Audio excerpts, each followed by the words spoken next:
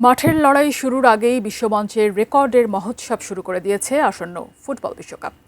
FIFA সভাপতি Gianni Infantino একে মানবজাতির দেখা সর্বশ্রেষ্ঠ ইভেন্ট হিসেবে ঘোষণা দিলেও এর পেছনে থাকা অর্থের বিশালতা রীতিমতো চোখ কপালে তোলার মতো। ফুটবল বিশ্বের এই নতুন অর্থনৈতিক সাম্রাজ্য আর বিশাল আয়ের নেপথ্যের কারণ নিয়ে বিস্তারিত জানাচ্ছেন বদিউজ্জামান মিলন। এবারের বিশ্বকাপকে মানবজাতির দেখা সর্বশ্রেষ্ঠ ইভেন্ট হিসেবে ঘোষণা করেছেন ফিফা সভাপতি জিয়ান্নি ইনফান্তিনো। এই ঘোষণা মাঠের খেলার বাইরেও এর পেছনে থাকা বিপুল অর্থকড়ির বিশালতা নিয়েও। ফিফার সাম্প্রতিক আর্থিক প্রতিবেদন অনুযায়ী 2026 সালের এই বিশ্বকাপ থেকে রেকর্ড 13 বিলিয়ন মার্কিন ডলার আয় করতে যাচ্ছে তারা। এই আয়ের সিংহভাগ অর্থাৎ প্রায় 9 বিলিয়ন ডলারই আসবে চলতি বছরে। 32 ইঞ্চি জেভিকো টিভি এখন মাত্র 15,000 টাকায়, সাথে পাচ্ছেন 3 বছরের প্যানেল ওয়ারেন্টি। এর তুলনায় প্যারিস 2024 অলিম্পিক গেমসের আয় ছিল মাত্র 5.24 বিলিয়ন ডলার।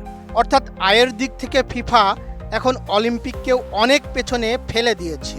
2010 সালের দক্ষিণ আফ্রিকা বিশ্বকাপের সময়ও ফিফার আয় অলিম্পিকের চেয়ে কম ছিল। 2018 সালের রাশিয়া বিশ্বকাপ থেকে 2022 সালের কাতার বিশ্বকাপে আয় বেড়েছিল 18%, কিন্তু এবার সেই আয়ের প্রবৃদ্ধি হবে রেকর্ড 73%।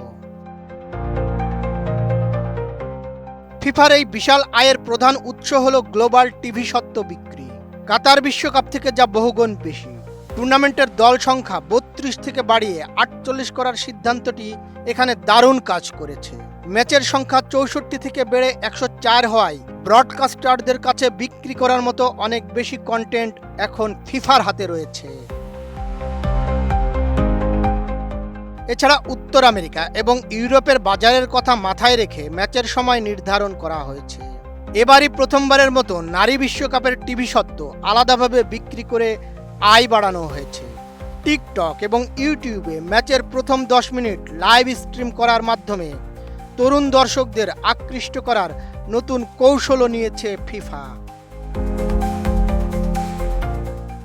আয়ের দ্বিতীয় বৃহত্তম খাত হল টিকিট বিক্রি এবং হসপিটালিটি, যা থেকে প্রায় 3 বিলিয়ন ডলার আসবে। কাতার বিশ্বকাপে টিকিট বিক্রি থেকে আয় হয়েছিল মাত্র 950 মিলিয়ন ডলার।